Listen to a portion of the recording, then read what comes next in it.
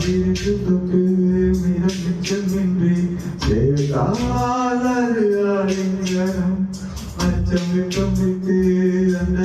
பூஜை செய்தாலது ஆதாரம்